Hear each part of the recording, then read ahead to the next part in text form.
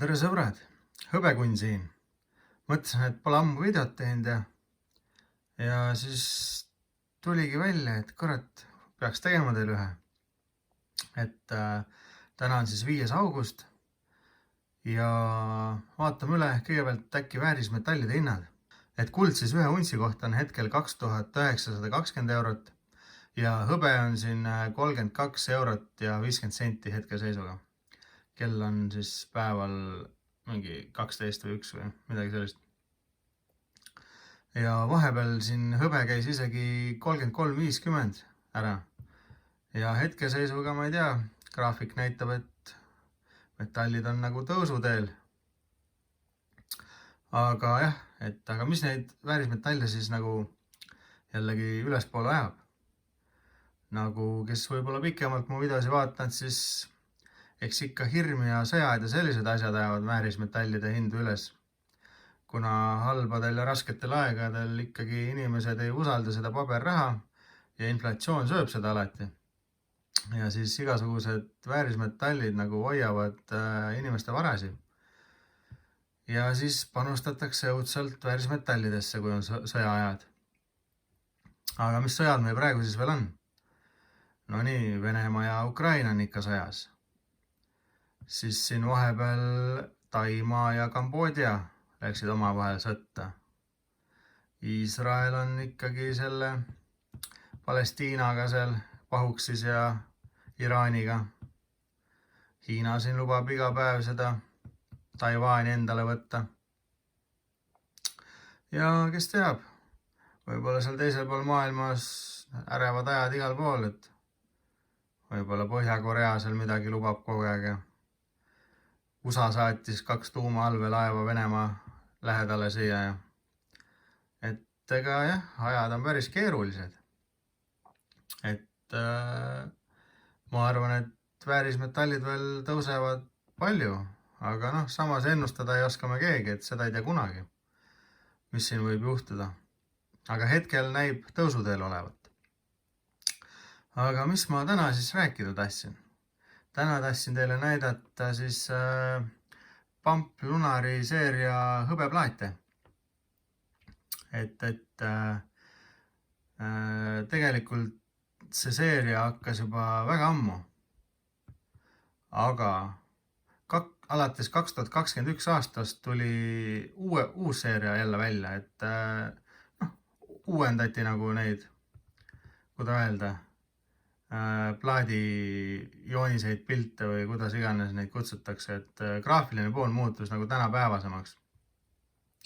Ja alates 2021 aastast olen ka mina iga aasta ma ühe selle plaadi soetanud. Küll mitte kullast, kuna kuld on ikkagi päris kallis, aga ma olen siiski soetanud omale hõbeplaate. Ja täna siis näitakski teile, millised need hõbeplaadid välja näevad. Aga alustamegi siis esimesest aastast 2021, kui mina ostsin, kui see seeria tuli. Ja see on siis härjaaasta või pulliaasta või kuidas seda nimetatakse.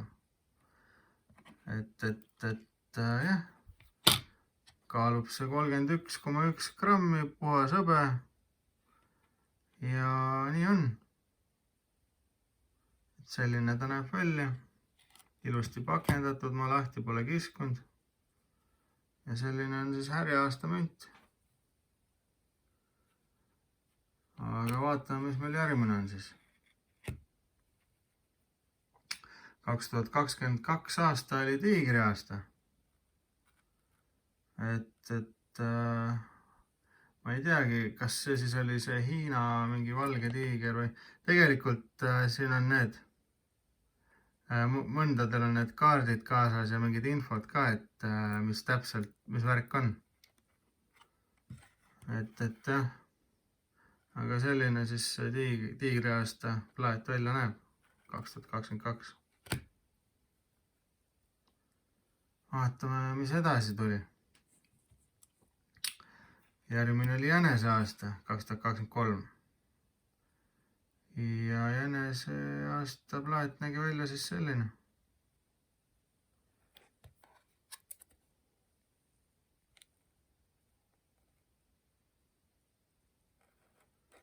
päris äge. Mulle see seeria endale meeldib ja kuna ma siiani neid nagu kogunud, siis noh, ma arvan, kogume edasi ka. 2024 siis oli draakoni aasta.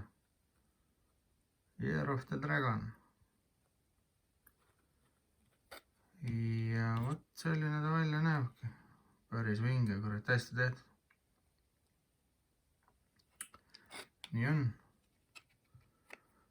Ja selle aasta siis plaadiks oli, mis meil siin on? Maaaasta oli see aasta, siis 2025.